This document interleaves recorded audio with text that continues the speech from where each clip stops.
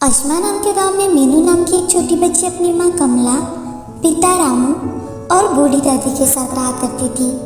मीनू अपने माँ पिता की एकलौती संतान थी।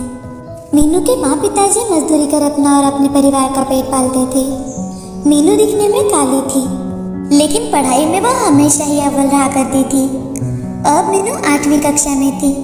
उसकी पढ़ाई की जिज्ञासा इतनी ज्यादा थी कि अब गांव में उसे अपने सवालों के जवाब मिलना कठिन हो चुका था।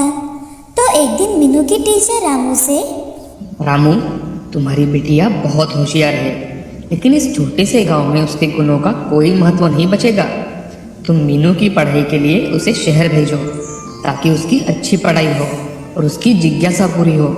लेकिन जनाब, आप तो जानते हो हम मजदूरी करते हैं, ये सब हम कैसे कर पाएंगे। देखो रामू, मेरा भाई शहर में रहता है। मैं उससे बात करके तुम्हारे लिए और तुम्हारी पत्नी के लिए वहाँ कोई ना कोई काम ज़रूर दिलवा दूंगा। लेकिन सर जी, मैं ऐसे फैसले अकेले नहीं कर सकता। मुझे घर जाकर अपनी माँ से बात करनी होगी। हाँ हाँ, क्यों नहीं रामू, लेकिन एक बात याद रखना, तुम्हारी बेटी में अविश्वसनीय गुण है। पढ़ाई करने की पूरी क्षमता है उसमें। तुम उसे ज़रूर पढ़ाओ और आगे ले जाओ। रामू घर जाने के लिए निकलता है, लेकिन उसके दिमाग में आज सिर्फ और सिर्फ मीनू के टीचर ने कही बात दोहरा रही थी। तो अब वो मन ही मन सोच लेता है कि चाहे जो हो जाए, मैं अपनी बेटी को आगे ज़रूर पढ़ाऊंगा। उसे जो चाहिए वो सब दिलाऊंगा, चाहे मुझे दिन रात मेहनत क्यों ना करनी पड़े। रामू घर जाकर सबको अपना निर्णय बताता है और टीचर की मदद से शहर में एक छोटा सा घर किराए पर ले लेता है और वहीं पर एक बिल्डिंग में वॉचमैन का काम करने लगता है। साथ ही मीनू की माँ भी उसी बिल्डिंग के लोगों के घर जाकर झाड़ू, बर्तन, कपड़े धोना, ये सारे काम करने लगती है। और मीनू का टैलेंट देखकर इंग्लिश स्कूल के प्रिंसिपल भी उसे झट से अपने स्कूल में एडमिशन दिलवा देते हैं। आज मीनू का स्कूल में पहला दिन था। जैसे ही मीनू स्कूल में जाती है, वो दूसरे बच्चों से बातें करने की कोशिश करने लगती है, तो हर कोई उसे टालने लगता है कि तभी एक लड़की, अरे अरे ये देखो कितनी काली लड़की है,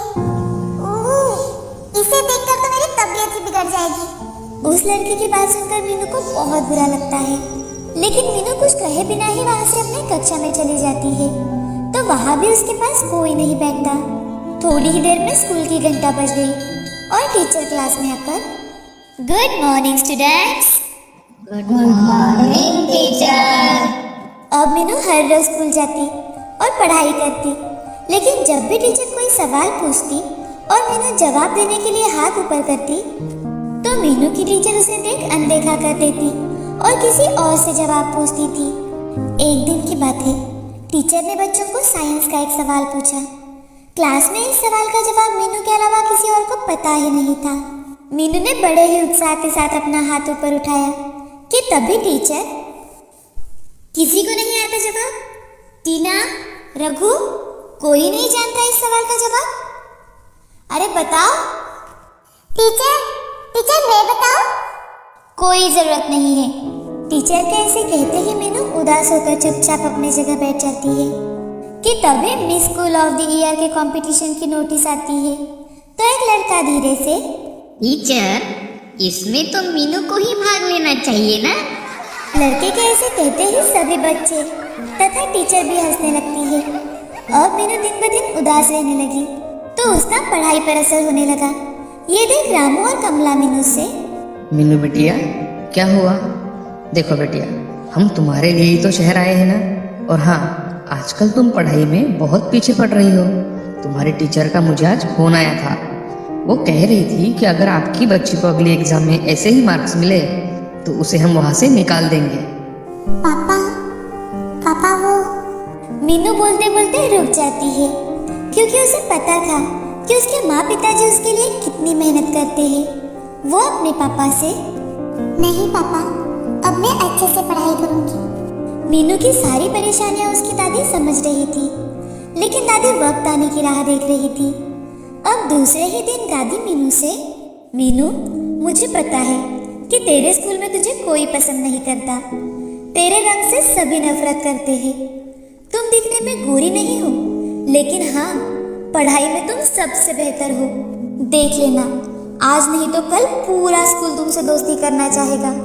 तुम सिर्फ और सिर्फ मन लगाकर अपनी पढ़ाई करो, बाकी की बातों पर ध्यान मत देना बेटा। दादी की बातों से मीनू अब बहुत ज्यादा प्रेरित हो जाती है और मन लगाकर अपनी पढ़ाई करने लगती है और धीरे धीरे वो फिर से अपने आप को काबिल बनाने लगी। मीनू मोबाइल के जरिए हर एक सवाल का जवाब ढूंढने लगी। दिन बीत रहे थे, लेकिन अभी तक स्कूल में मीनू से कोई भी बात नहीं कर रहा था।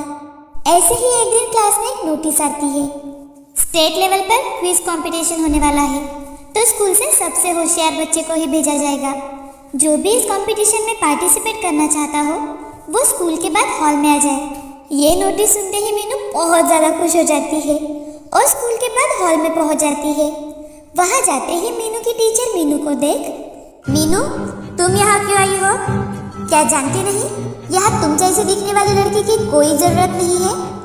टीचर, यहाँ तो क्विज कंपटीशन की टेस्ट चल रही है ना, कि miss school of the year की। अच्छा, तो अब तुम मुझसे बहस भी करना चाहती हो? टीचर और मीनू की बात चल रही थी कि तभी स्कूल के प्रिंसिपल वहां आते हैं और वो मीनू से, अरे तुम मीनू हो ना? अच्छा किया, इस कंपटीशन के लिए अपना नाम लिखवा दिया।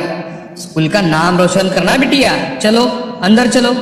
प्रिंसिपल के ऐसे कहते ही मीनू की टीचर की बोलती बंद हो जाती है और मीनू प्रिंसिपल के साथ हॉल में चली जाती है। वहां जाकर मीनू सबको अपने ज्ञान से चकित कर देती है। उसका ये टैलेंट देख मीनू को उसके चेहरे से नफरत करने वाला हर एक बच्चा उसकी ओर देखता ही रह जाता है।